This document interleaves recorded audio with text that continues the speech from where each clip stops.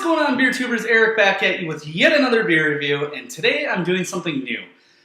Today, instead of reviewing a beer from a variety pack, a 12-pack, I'm just going to pour them all out and tell you what I think.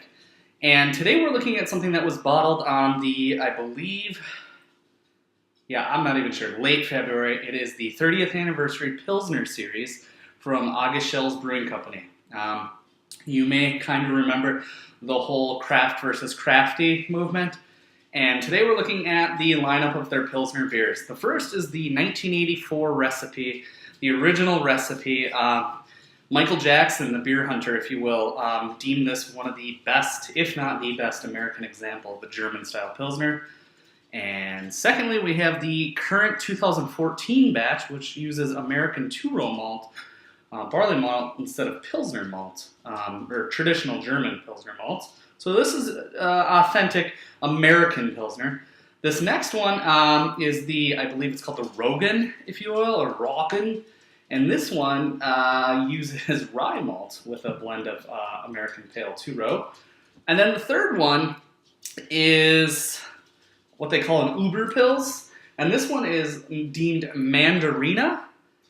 This one uses a tangerine or orange-smelling hop that is new to Germany or Bavaria. So we're just going to start here and work our way down. Appearance, as you can see, is pretty much the same. This one is a little lighter, but we'll get the noses and the tastes, and I'll just kind of give you a breakdown generally. So start with the 1984 recipe. Pretty cool. Tasting history here. Yeah, really nice, noble, earthy hops coming through. That clean, traditional, bready Pilsner malt. Definitely some of that that traditional German yeasty. Wow, yeah, really clean. Now this will be interesting to see if I can discern any nose from any of the other ones after trying and smelling. So here we go.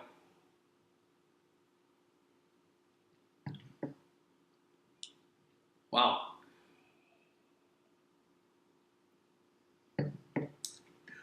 If you didn't tell me this was Schell's, I'd have a hard time believing you that it isn't a traditional German example, pardon me. Lots of those spicy noble hops.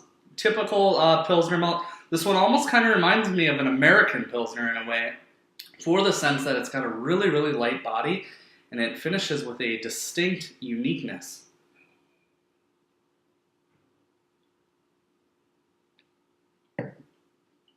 Yeah, really unique. So that one is about what I would expect from the 1980s.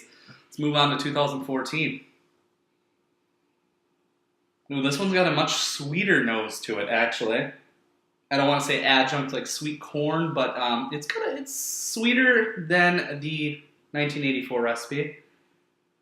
The hops, this is, I think, solely hopped with Sterling, whereas this was a variety of noble hops. So this one should be like Surly Hell, or yeah, kind of like all the other, Schell's Pils that I had in the last couple of years. It's one of my favorite beers. So let's get the taste.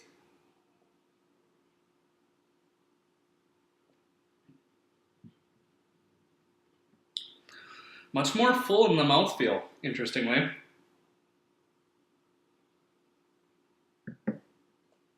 I don't pick up that daintiness that I pick up in or that mustiness in the 1984. Nice hop bitterness. It's definitely upped from the 1984 version. Clean. There is a sweetness on the end. Wow, very unique. Now we're going to move to the rye. You all know I like rye beer, so let's get the nose on the rye. Oh yeah, you get a distinct rye spiciness, more of that clean breadiness. Really no hot bitterness here. You wouldn't expect it. I mean, even that typical noble, spicy, earthy hops, not there. Definitely dominated by the rye. Let's get the taste.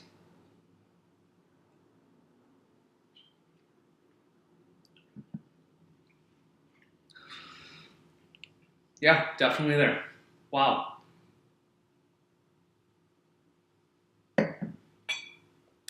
I probably should be kind of rinsing my mouth out in between, but they're all very similar, and they do have a uniqueness about them, even without rinsing the palate. This one, The hops take a backbone. It starts with this crisp, almost sweet bready malt and finishes with that peppery rye spice.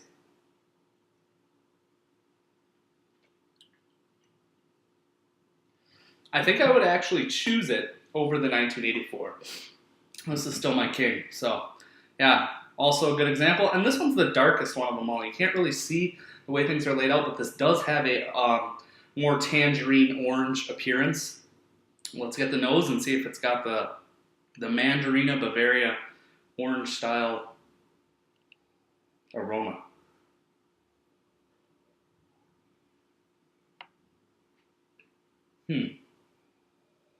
Says there's citrus notes. I do pick up like a faint sweetness or citrus character from the orange.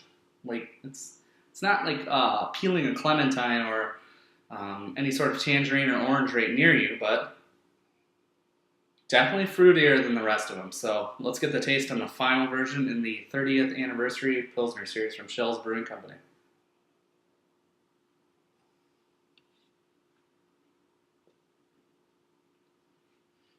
Wow.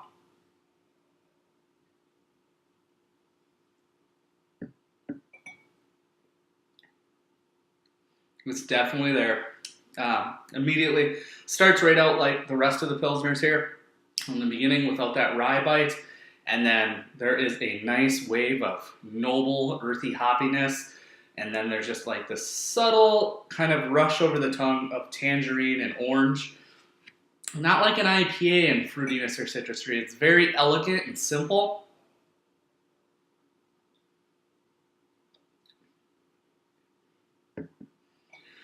All right, well, yeah, it's definitely there. That one I do pick up the most distinct alcohol backbone. Not that these are high in alcohol at all, but finished with that aftertaste.